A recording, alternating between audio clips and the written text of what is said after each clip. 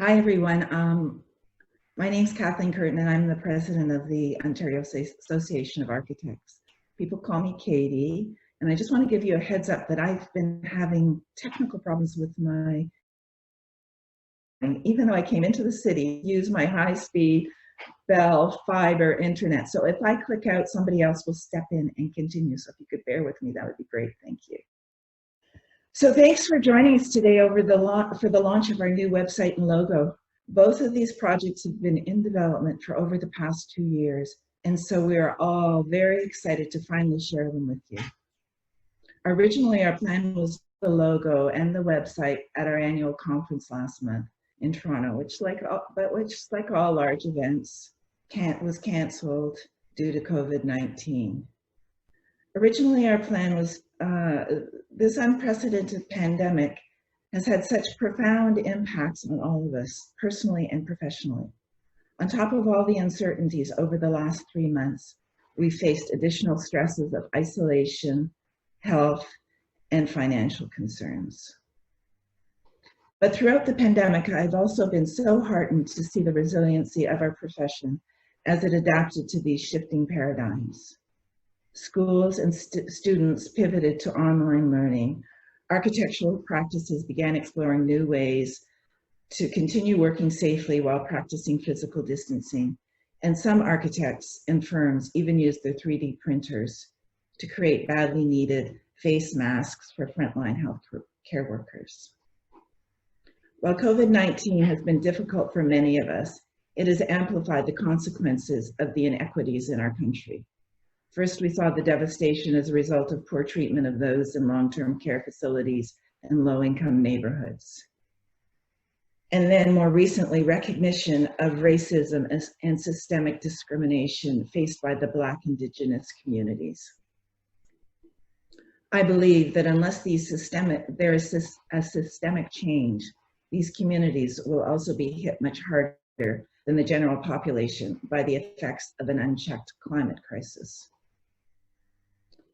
The OAA met last week at council, and we had discussions around this, and we're continuing to solicit feedback from members as we start planning specific steps that the association can and must take. As of this year, all OAA priorities are being first seen through a lens of equity, diversity, and inclusivity to determine how they can move forward. Some of the sessions we had been planning for conference related to discrimination and unconscious bias are now being made available as webinars from the OAA. Another event originally planned for conference was the big reopening party of our headquarters, which completed its Renew and Refresh renovation project to meet the 2030 challenge a whole decade early and showcase the potential for making existing buildings carbon neutral. I'm looking forward to the day where we can invite all of you to see it yourselves. But as important as the building is to the association, we know our website actually serves far more people as our digital headquarters. It's a space that is used by our members to access an important body of knowledge, as well as to build community. And it's a place for the public to find information or gain better understanding about this profession, its role, and its uniquely trained and skilled individuals who are part of it. A renewed building, a renewed logo, a renewed website are only the beginning as the OAA continues to evolve in fulfilling its mandate to promote and increase the knowledge, skill, and proficiency of its members and ensure the public interest may be served and protected by our profession. So with that, I'm pleased to pass things over to Amir Azadeh, our Vice President of Communications, to unveil the new logo and website. Thank you. So hi everyone, my name is Amir Azadeh and I'm an architect in Toronto working at Diamond Schmidt Architects. And as Katie mentioned, I'm also currently serving as the Vice President Communications at the OAA. I am so thrilled, absolutely thrilled to share with you the new association logo and website today. And in order to do that, I'm going to share with you my screen. There we go. I'm going to hide the sidebar. Beautiful, if I say so myself. So the current OAA logo was designed more than 20 years ago. It needed to be revisited in order to ensure it remains accessible and able to speak to bilingual audiences. The OAA also needed something that could be iconic without being problematic from a design standpoint. The old logo was never really optimized for digital use, and its gradient meant it was difficult to reproduce on items, especially clothing and fabric, where it would require highly specialized screen printing. So with plans to update our website already underway, the timing was right. A renewed logo would be an integral part of the design process and be efficiently and aesthetically incorporated into the relaunch from the beginning. So after a formal pitch process involving many of Ontario's top-tier agencies, the OAA chose Leo Burnett Design Canada in Toronto.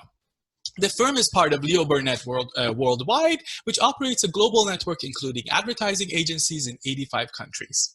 We're really excited about this new logo, and we wanted to share it with you for a very long time. When the team from Leo Burnett showed it to us, they told us their goal was to capture and represent the OAA's values and tell its story in the simplest form. Are you ready?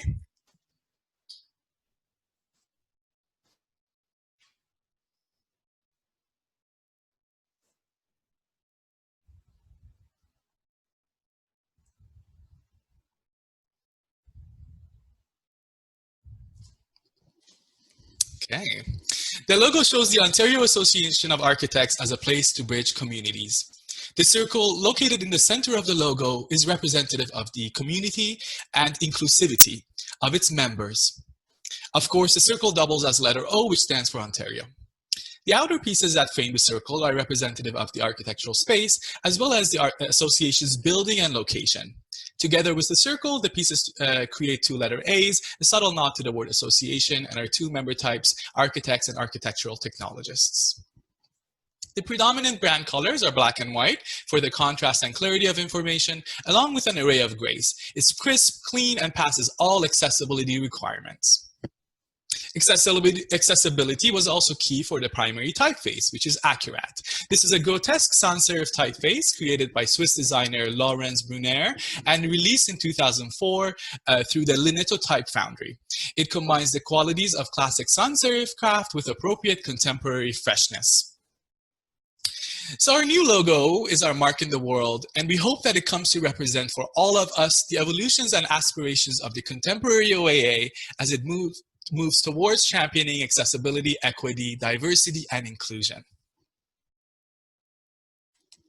Now, you're going to see the new logo in places like OAA publications, awards, coffee mugs at our headquarters, and all over our conference next May in Niagara Falls. But nowhere will it appear quite so frequently as on our new website. But first, here's a little backstory. In 2018, the OAA embarked on a quality-based selection process to find an Ontario-based website development and design company to complete an audit and redesign of the existing site. As Katie said, the website is the OAA's digital headquarters, and just like the actual OAA building, it needed a renew and a refresh. So this is the current site, as you may be familiar with. So the website is the association's main communications vehicle, but the existing version still relied on a decade-old vision from a time when our membership was only about half our current size. Outdated in its structure, use of technology, and presentation of content, the website no longer aligned with the OAA's priorities. We'd routinely hear about how it had good information, but no one could find it. Or horror stories from people who tried to use it on an iPad or a phone to access the site, swiping and pitching with absolutely little success. So we needed a website that better reflected the association's goals and was able to meet the standards of the Accessibility for Ontarians with Disabilities Act.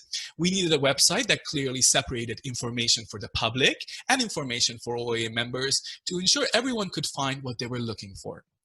At the same time, the OAA website is deceptively complex, the new one.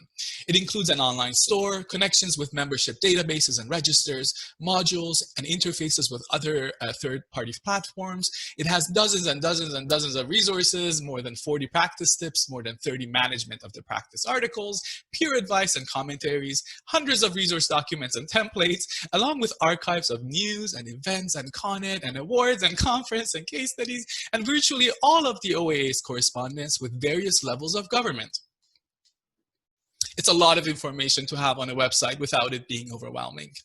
To figure out the new site, the OAA chose 2 Toronto teams working in partnership: Enginis, a digital strategy and development firm, and Sputnik, a full-service design agency.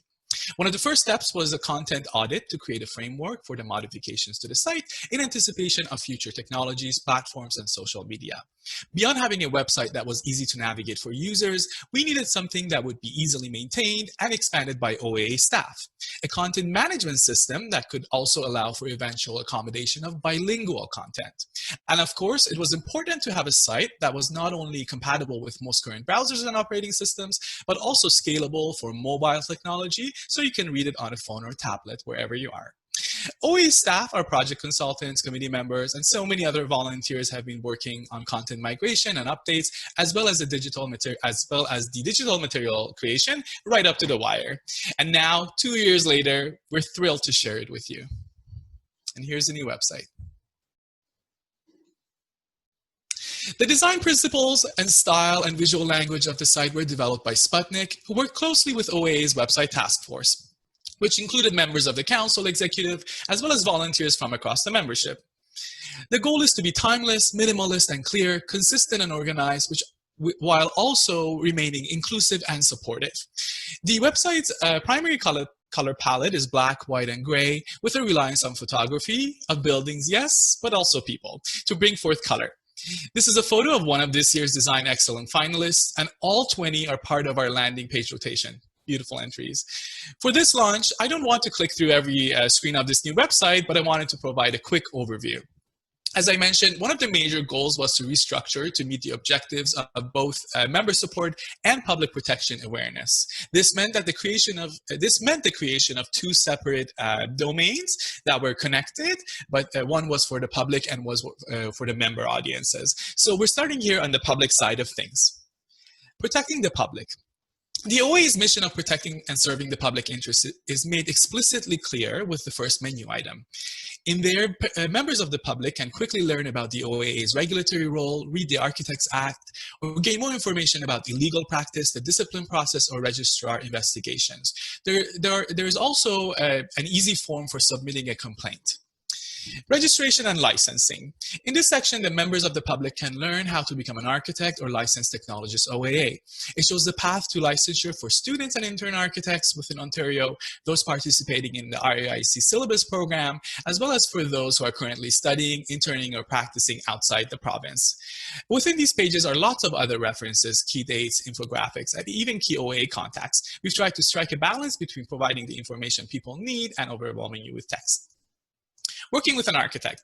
This is where we offer a bit more of an explanation on when someone needs to work with an architect or a licensed technologist OAA, as well as why they always should work with one.